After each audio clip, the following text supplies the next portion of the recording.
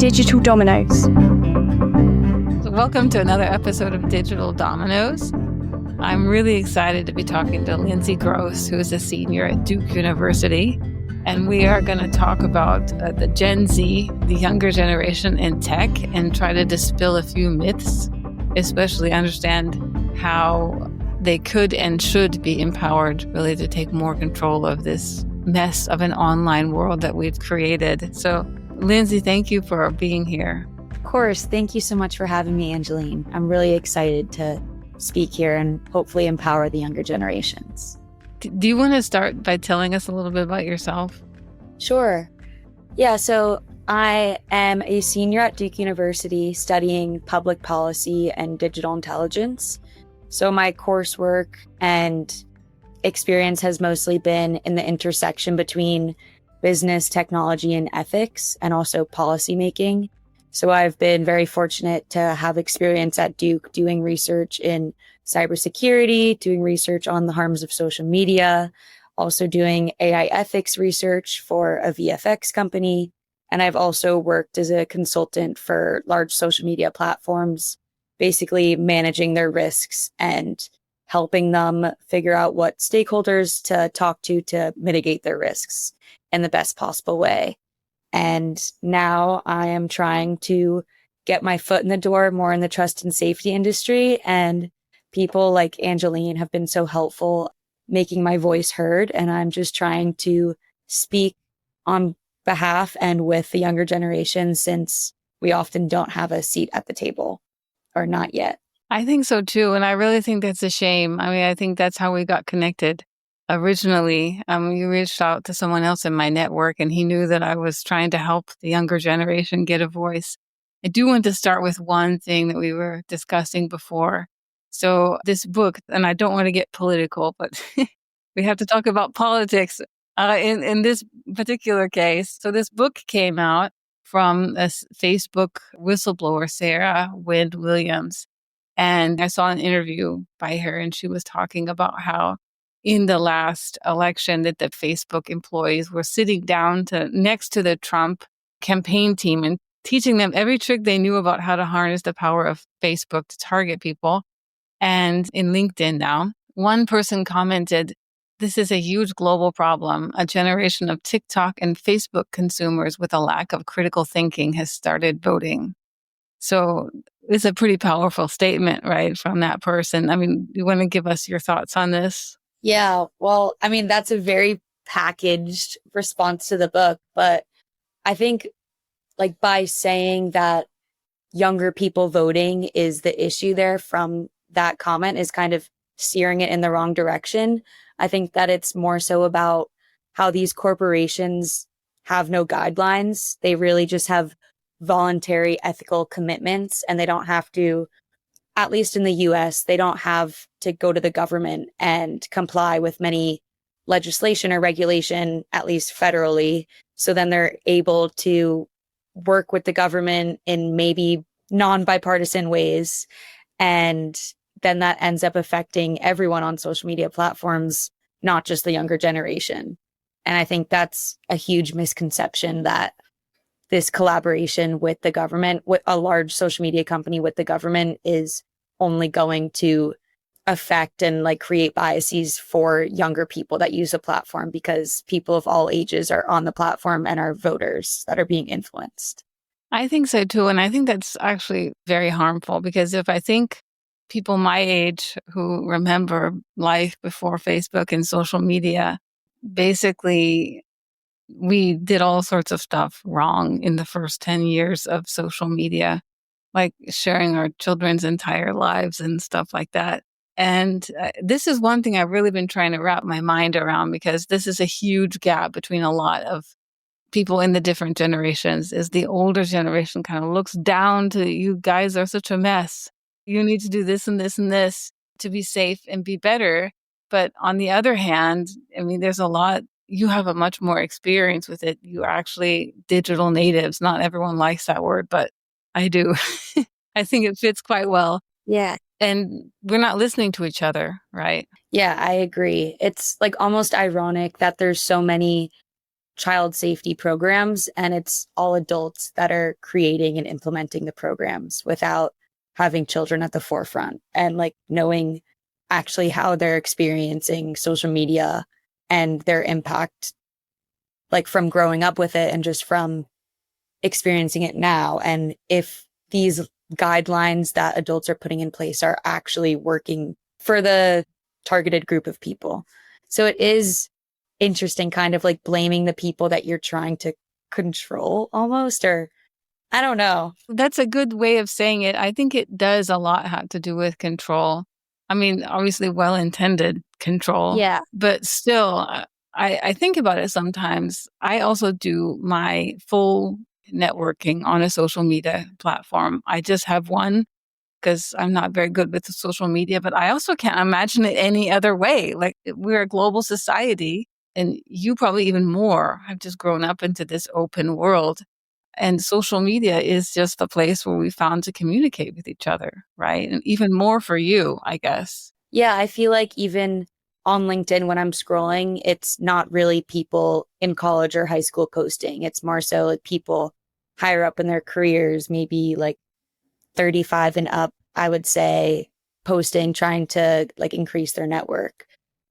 So I'd say, I guess, on LinkedIn, maybe on Instagram or TikTok, it's different because my feed is catered to me. So it's more so younger people. But LinkedIn, I feel like it's more so about your interests and not really your age.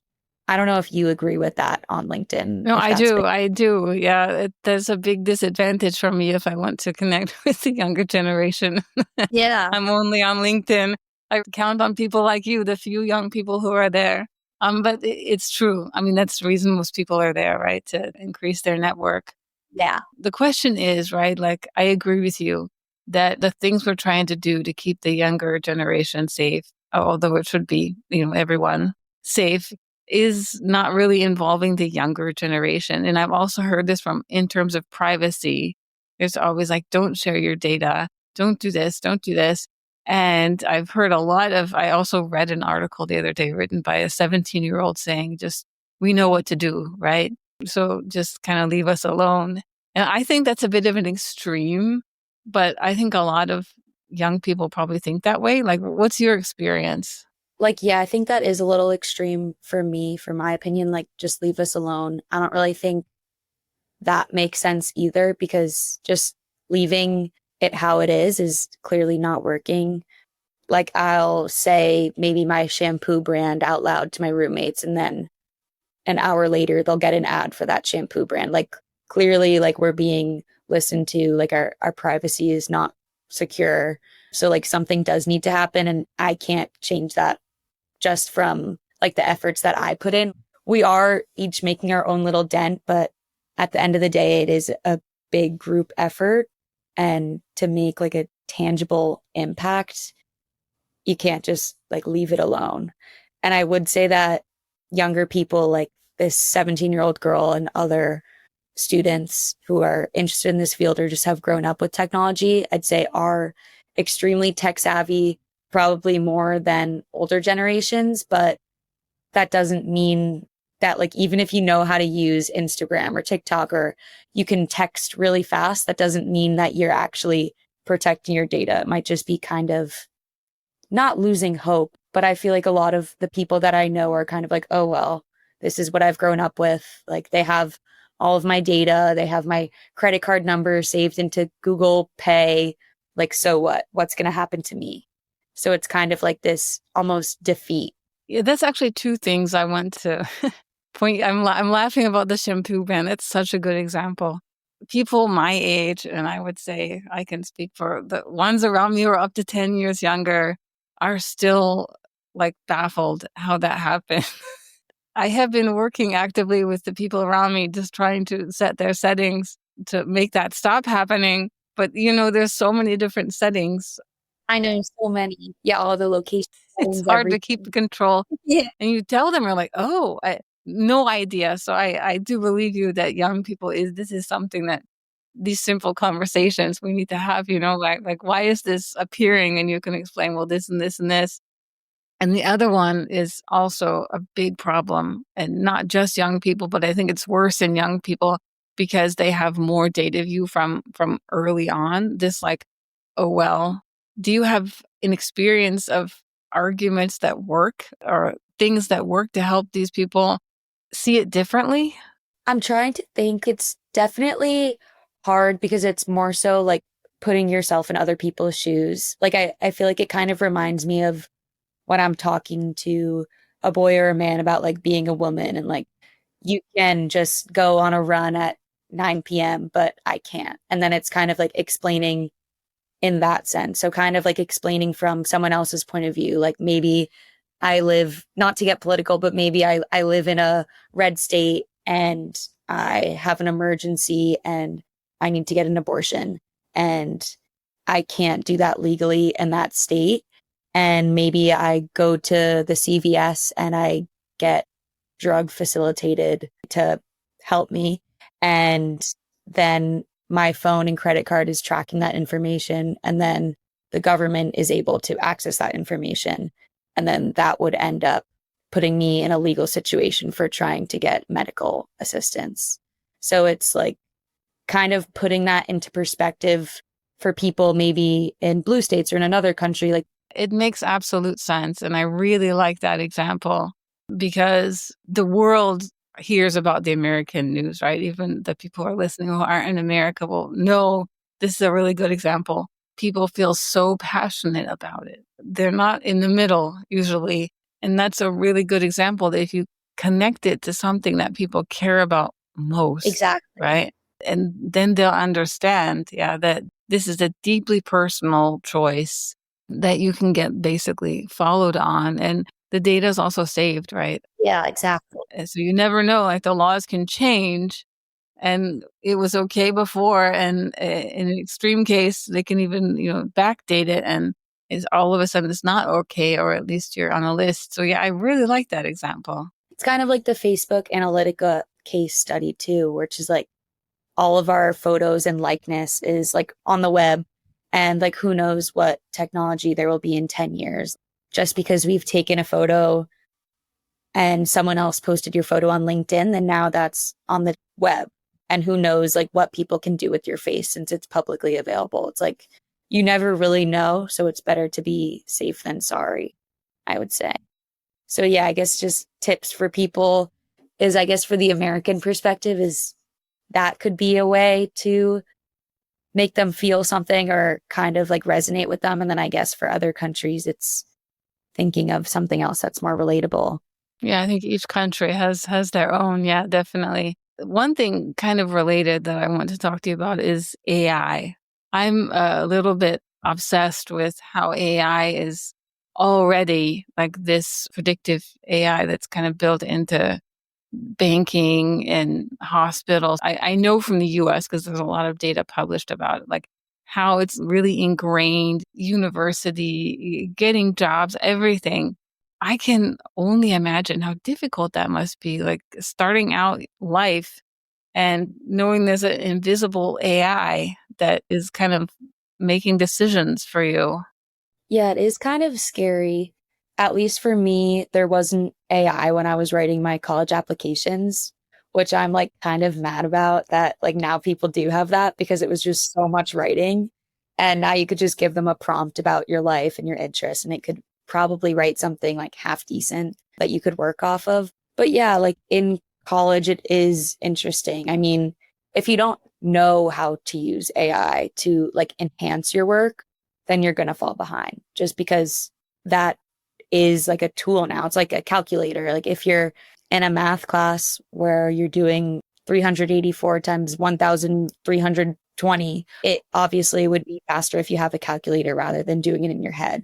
And now it's kind of like that's our new reality with AI that I've kind of just come to terms with, but I'm still kind of like, what is going on? Is anyone actually writing their own thoughts? Is this ethical? Is this okay? Is this us just being efficient?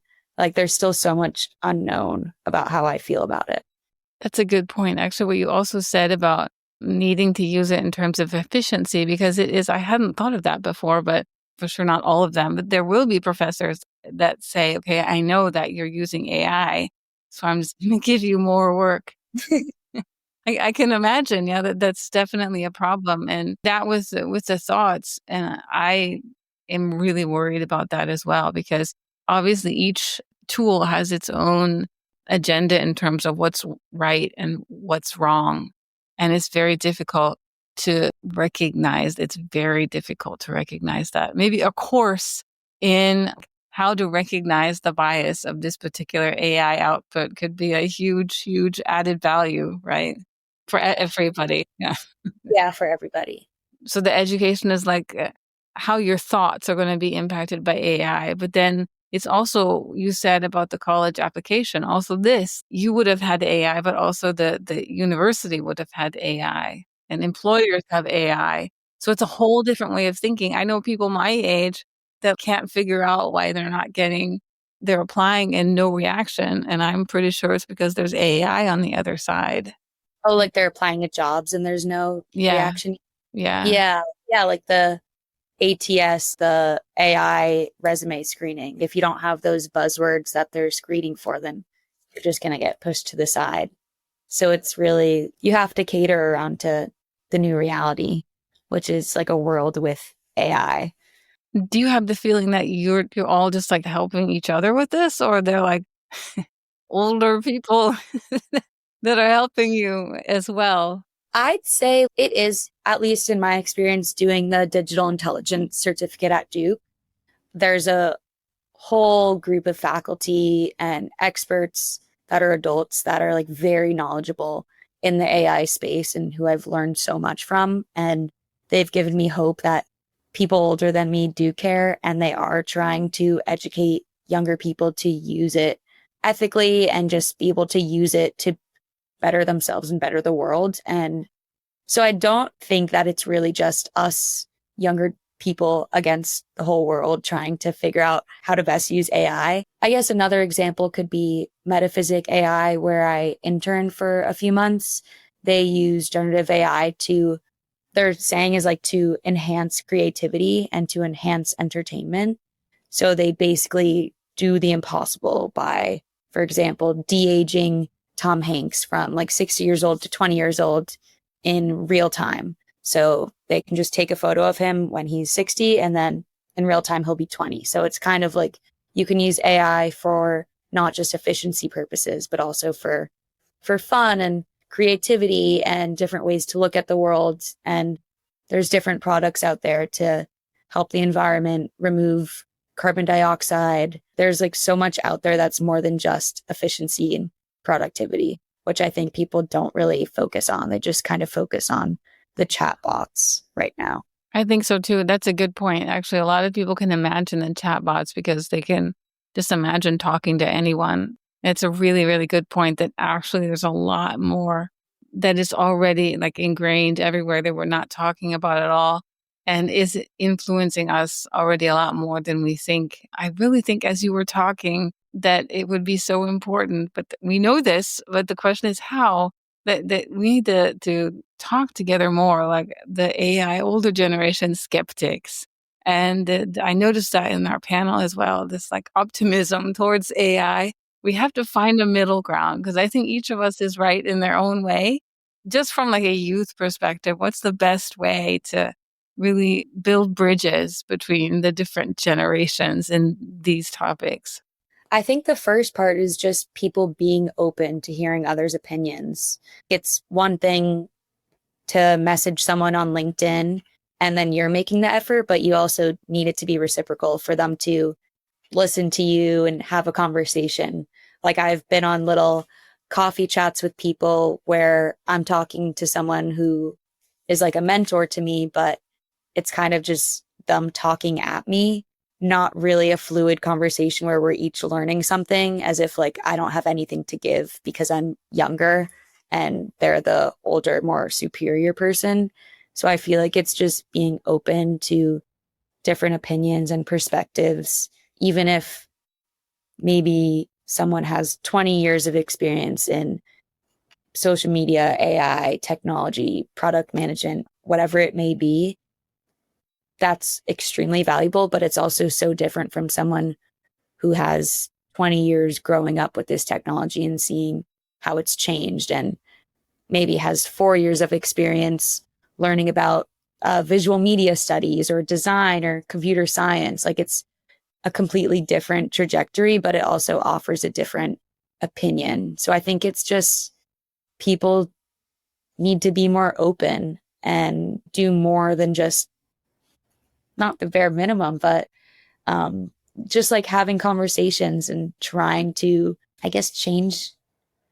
I don't know. Like, No, it makes sense. This reminds me when I worked in a financial institution, and I understood that to get ahead, I needed to realize I can learn from everybody. yeah, And that's what you just described. Like, we have to understand that we can learn and should learn from everybody because, as you say, you grew up with it. You can see your peers, you speak to them every day. Yeah. The rest of us can just imagine like how it must be. But yeah, and it's really equal footing. And it's the young, in my opinion, that is equally informed in different ways. It's a different kind of informed than it ever has been, maybe in terms of maybe sometime in the past, but in the recent history. So that's a really good point. I mean, we're almost out of time, but if you can say like your dream, like of the next 12 months, what would it be in terms of AI or tech? And that's a really big question. I think that I'd like to see more efforts that include children in protecting their safety online, instead of it being more of a power dynamic of superiors and people older up creating these guidelines and implementing them for younger people, and rather more of a collaborative effort where not just their experiences from like a bird's eye point of view are taken into account, but actually talking with them and creating realistic, tangible effort and change. Like, for example, I was just reading about this Google Summit where I think it's called Growing Up in the Digital Age. Basically, the whole seminar was adults talking. And then they had like a few 17-year-olds come for a little bit. But it's ironic almost that that's what the panel is called. And then it doesn't actually involve the people who are growing up in the digital age. So I think that in the next 12 months, I hope that there's more initiatives like the Shield Conference where people can collaborate across generations and experiences and backgrounds to create a safer online world for everybody, despite how old they are or despite where they come from. I love it. I'll just add one thing. It's true. This thing of like the token minority, whether it be a young person or an African or an Asian, is a real problem, and this needs to stop. Yeah. The two of us will work together to help, Yes. at least with the different generations, because it's really important. I fully agree. Yeah, so thank you so much. It was really great talking to you. Yeah, thank you so much for having me, Angeline. This was amazing. And that brings us to the end of this episode of Digital Dominoes. We hope you've enjoyed learning about another piece of the puzzle that makes up the vast and complex digital world. Remember, you can find all our episodes and more at digi/dominoes.com. We're always eager to hear your thoughts, so drop us a line and let us know what you think. And if you've got an idea for a future domino, please reach out. Don't forget to like and subscribe, and until next time, remember that each domino doesn't stand alone, but that each one has the power to affect the others. Digital Dominoes.